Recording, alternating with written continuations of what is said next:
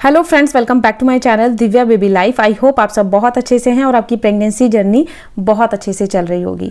आज हम बात करेंगे इस वीडियो में कि जब गर्भ अवस्था का थर्ड टाइमेस्टर स्टार्ट हो जाता है, यानी कि 7वां, 8वां, 9वां महीना, तो इन महीनों में बॉडी में बहुत सारे बदलाव होते हैं। बॉडी बहुत ज़्यादा पहले से वेट गेन कर चुकी होती है, बेबी बम्प दिखने लग जाता है और साथ ही साथ कमर और कूल्हे में भी बहुत ज़्यादा बदलाव नज़र आता है। पहले के अकॉर्डिंग जो महिलाएं पतली होती हैं, मोटी दिखना शुरू हो जाती हैं, कमर बिल्कुल नहीं दिखती थी, अब कमर चौड़ी दिखना शुरू हो जाती है। तो इन्हीं बॉडी के बदलाव को देखकर जो घर के बड़े बुजुर्ग होते हैं ना, खासकर जो जैसे दाई माँ होती हैं या आपकी नानी होंगी, दादी होंगी, वो ज़्यादा इन चीज़ों को देखकर अनुमान लगाती हैं कि लड़का होगा या फिर एक लड़की होगी। प्रेगनेंसी टाइम पीरियड एक ऐसा टाइम पीरियड होता है ना कि कभी ना कभी मन में एक बात ज़रूर आ जाती है कि क्या होने वाला है, लड़का होगा या फिर लड़की होगी, कैसा होगा, मुझ पे जाएगा या किस पे जाएगा। मन में यही सवाल आते हैं और जैसे जैसे प्रेगनेंसी का थर्ड टाइमेस्टर आता है ना, वैसे वैसे ही जानने की इच्छा और भी बढ़ जाती है, क्योंकि टाइम पीरियड अब डिलीवरी में कम रह जाता है और मन में सिर्फ यही बात रहती है कि बेबी कब आएगा। होता है ना, मेरे साथ भी ऐसा हुआ था। और कमेंट बॉक्स में आप ज़रूर बताइएगा कि आपका भी मन करता है क्या कि बेबी कब आएगा, है ना, कौन सा वो दिन होगा। होता है ना, मेरे मन में भी बहुत था, क्योंकि टाइम पीरियड ही लास्ट सेमेस्टर का ऐसा होता है कि बेबी कब जल्दी आ जाएगा। क्योंकि प्रेगनेंसी जब स्टार्टिंग की जर्नी होती है उस टाइम पे इतना पता नहीं लगता, बट टिल लास्ट सेमेस्टर में आके बहुत ज़्यादा बॉडी में वेट गेन हो जाता है, बच्चे की बहुत ज़्यादा मूवमेंट आती है, आपको बहुत ज़्यादा यूरिन आने लग जाता है, हाथ पैरों में दर्द होने लग जाता है, क्योंकि बॉडी में बहुत ज़्यादा वेट गेन हो जाता है। तो उन्हीं बदलाव में से सबसे मुख्य जो बदलाव हैं, ये दो बदलाव हैं कि कमर और कूल्हे में। अगर इन दोनों आपको अंगों में बदलाव नज़र आते हैं ना, तो आप अनुमान कहीं हद तक लगा सकते हो होने वाली संतान लड़का है या लड़की। ये देखिए, जो ये मैं आपसे शेयर कर रही हूँ सिम्टम, ये जो घर के बड़े बुजुर्ग है वही बताते हैं। साइंटिफिक इसका कोई आधार नहीं है, साइंस इस चीज़ को नहीं मानती। देखिए, जो डॉक्टर्स होते हैं वो अल्ट्रासाउंड के थ्रू ही बता सकते हैं कि आपको क्या होने वाला है, बेबी बॉय या बेबी गर्ल। मगर कानूनी अपराध है, इंडिया में ये बैन है और ये करना भी नहीं चाहिए, क्योंकि हमारे जो बच्चे होते हैं, चाहे लड़का हो लड़की हो, वो दुनिया में सुरक्षित आए, हेल्दी आए, यही माँ बाप का प्रेयर होनी चाहिए, है ना। मन में कोई गलत ख्याल ना लेके आओ कि क्या होगा, लड़का होगा लड़की। आजकल की देखिए जो लाइफ है ना, उसमें लड़कियां लड़कों के कंपैरिजन बहुत ज़्यादा आगे हैं। तो लड़का हो या लड़की हो, उसको एक समान अधिकार दो, मेरा आप सबसे सिर्फ एक यही कहना है।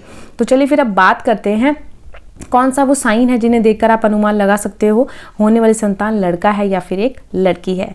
तो देखिए, जब प्रेगनेंसी का थर्ड टाइमेस्टर स्टार्ट होता है ना, तो आपका बेबी बम्प दिखना शुरू हो जाता है। ऑलमोस्ट 5वें-6ठे महीने से हल्का हल्का दिखता है, लेकिन 7वें, 8वें, 9वें महीने में पूरी शेप बेबी बम्प की दिखती है। तो पेट के आकार को देखकर भी बोला जाता है, अगर पेट आपका पूरा उठा हुआ है, आगे की ओर है और वो एकदम गोल आकार में है, तो बोला जाता है आपको बेबी गर्ल होने के चांसेस ज़्यादा होते हैं। वहीं अगर आपका पेट नीचे की ओर झुका हुआ है, अंडाकार आकार में, मटके की शेप में है, तो बोला जाता है आपको बेबी बॉय होने के चांसेस ज़्यादा होते हैं। तो ये तो हो गया पेट की शेप को देखकर, क्योंकि पहले जो दाई माँ होती थी ना, पेट के आकार को ही देख के बोल देती थी तेरे लड़की होगी या तेरे लड़का होगा। तो कहीं हद तक कई महिलाओं के साथ सटीक हो जाते हैं, कई महिलाओं के साथ सटीक नहीं भी होते हैं। तो वीडियो को ना सिर्फ इंजॉय लीजिएगा, किसी गलत धारणा से वीडियो को मत देखिएगा। वीडियो बनाने का मकसद उन महिलाओं के लिए जिन्हें गर्भ अवस्था में बहुत ज़्यादा जानने की इच्छा होती है कि मेरे क्या होगा, लड़का या लड़की। सिर्फ उनकी इच्छा को कम करने के लिए वीडियो शेयर कर रही हूँ। इस वीडियो में मेरा पर्सनल एक्सपीरियंस खुद का भी है, जो मेरे दोनों ही प्रेगनेंसी में मेरे साथ सेम थे।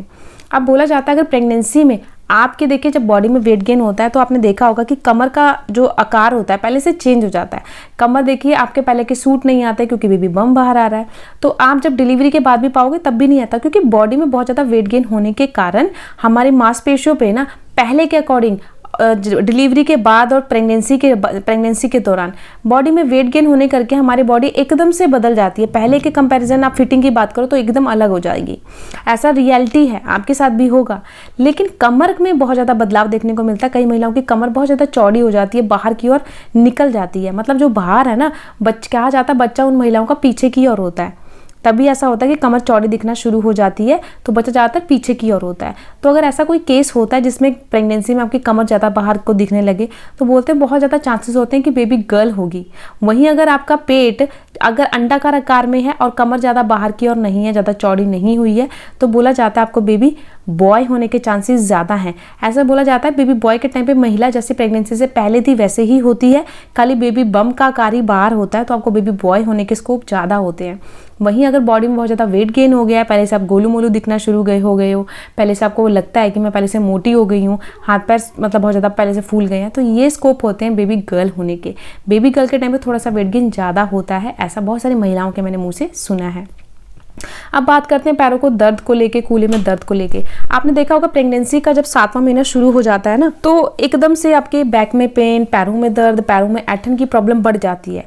तो वो क्यों बढ़ती है पहले ये जान लेते हैं। देखिए बॉडी में जब वेट गेन होता है, बेबी भी पेट में बड़ा हो रहा होता है, गर्भाशय आपका बड़ा होता है, फैलता है, तो गर्भाशय का भार आपकी रीढ़ की हड्डी पे आता है, जिससे आपके कमर में दर्द होता है, प्राइवेट पार्ट में पेन हो सकता है, पेट के निचले हिस्से में पेन हो सकता है। तो वो एक नॉर्मल साइन है, ठीक है ना, क्योंकि प्रेगनेंसी में ये अप डाउन थोड़ा बहुत होता है, थोड़ा बहुत सहना पड़ता है।